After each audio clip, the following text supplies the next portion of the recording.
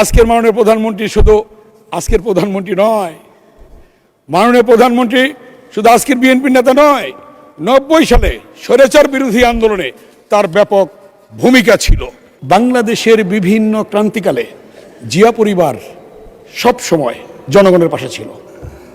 1971 সালে 25শে মার্চ যখন হানাদার বাহিনী ঢাকায় আক্রমণ করে, তখন শহীদ রাষ্ট্রপতি জিয়াউর রহমান চট্টগ্রামের কালুরঘাট বেতার কেন্দ্রে গিয়ে স্বাধীনতার ঘোষণা দেন। বাংলার দামাল ছেলেরা, সেনাবাহিনী, পুলিশ, বিডিআর সহ সবাই মুক্তিযুদ্ধে ঝাঁপিয়ে পড়ে আমরা লক্ষ লক্ষ শহীদের রক্তের বিনিময়ে আমরা স্বাধীনতা পেলাম। মাননীয় স্পিকার, আপনি জানেন 1990 সালে যখন গণতন্ত্র হরণ করেছিল, গণতন্ত্র ছিল না, তখন দীর্ঘ 9টি বছর আন্দোলন সংগ্রাম করে গণতন্ত্রের মা, তিনবারের প্রধানমন্ত্রী দেশনেত্রী বেগম খালেদা জিয়া আপোষের নেতৃত্বের মধ্য দিয়ে এই বাংলাদেশে আবার গণতন্ত্র প্রতিষ্ঠা হয়েছে। মাননীয় স্পিকার, সেই 90-এর আন্দোলনে আপনি জানেন আজকে 71, 24, 90তে একটা গণ অভ্যুত্থান হয়েছে, ছাত্র গণ অভ্যুত্থান, এবং 24-এ গণ অভ্যুত্থান হয়েছে। আর 71-এর সাথে আমাদের 90 এবং 24-এর তুলনা হয় না, এটা তুলনা করা কোনোভাবেই ঠিক হবে না। সেই 90-এর আন্দোলনে দেশনেত্রী বেগম খালেদা জিয়া কি ভূমিকা রেখেছিলেন আপনারা দেখেছেন। একদিকে জেল, নির্যাতন, নিপীড়ন, আরেকদিকে সোনার খাটে বসে আন্দোলন করেছিলেন আরেকজন। আপনি জানেন দেশনেত্রী বেগম খালেদা জিয়া যখন চট্টগ্রামে হত্যাকাণ্ড হয়েছিল, সেখানে সর্বদলীয় একটি ডাক ছিল যে সর্বদলীয় একটি শোক মিছিল হবে কেন্দ্রীয় শহীদ মিনার থেকে। সেই সর্বদলীয় শোক মিছিলে দেশনেত্রী বেগম খালেদা জিয়াও থাকবেন এবং শেখ হাসিনাও থাকবেন এবং 8 দল 5 দলের নেতারাও থাকবেন। সেখানে দেখা গেল শহীদ মিনারে গিয়ে হাজির হলেন দেশনেত্রী বেগম খালেদা জিয়া, কিন্তু আরেকজন নেত্রী আসলেন না। কেন আসলেন না সেটার আর জবাব আমরা পাইনি। সেদিনই দেশনেত্রী বেগম খালেদা জিয়া বেগম খালেদা জিয়ার নেতৃত্বে ডক্টর কামাল সেদিন আওয়ামী লীগকে নিয়ে বেগম খালেদা জিয়ার নেতৃত্বে সেই শোক মিছিলে অংশগ্রহণ করেছিল। সেদিনই একদিকে দেশনেত্রী বেগম খালেদা জিয়া,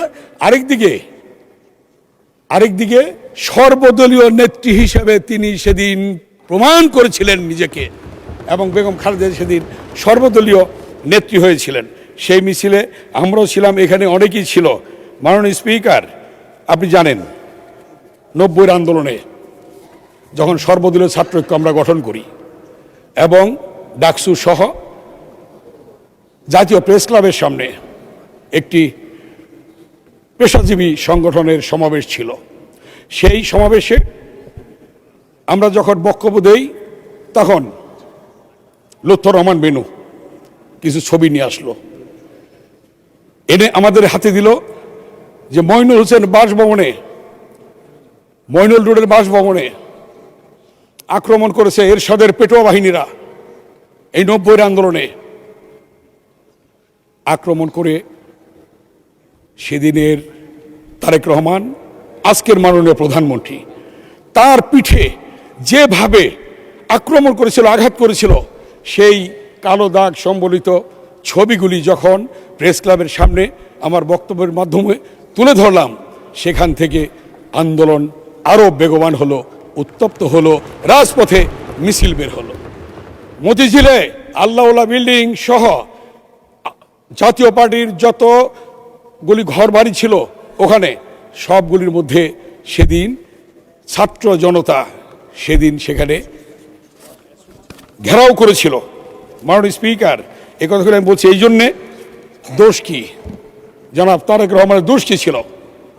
যখন 90-এর আন্দোলন চলে, সর্বদলীয় ছাত্রঐক্য মিছিল করে, মিটিং করে, দেশনেত্রী বেগম খালেদা জিয়া যখন গৃহবন্দী, তখন আমাদের কাছে আন্দোলনের দিক নির্দেশনা নিয়ে, চিরকুট নিয়ে সেদিন ঢাকা বিশ্ববিদ্যালয়ে এসে আমাদের আজকের মাননীয় প্রধানমন্ত্রী আমাদের হাতে তুলে দিয়ে আমাদেরকে বলেছে এটা নেত্রী নির্দেশনা, সেই অনুযায়ী আপনারা আন্দোলন সংগ্রাম করুন। মাননীয় স্পিকার, আমি এই কথাটি এই জন্য মনে করছি, আজকের মাননীয় প্রধানমন্ত্রী শুধু আজকের প্রধানমন্ত্রী নয়, মাননীয় প্রধানমন্ত্রী শুধু আজকের বিএনপির নেতা নয়, 90 সালে স্বৈরাচার বিরোধী আন্দোলনে তার ব্যাপক ভূমিকা ছিল।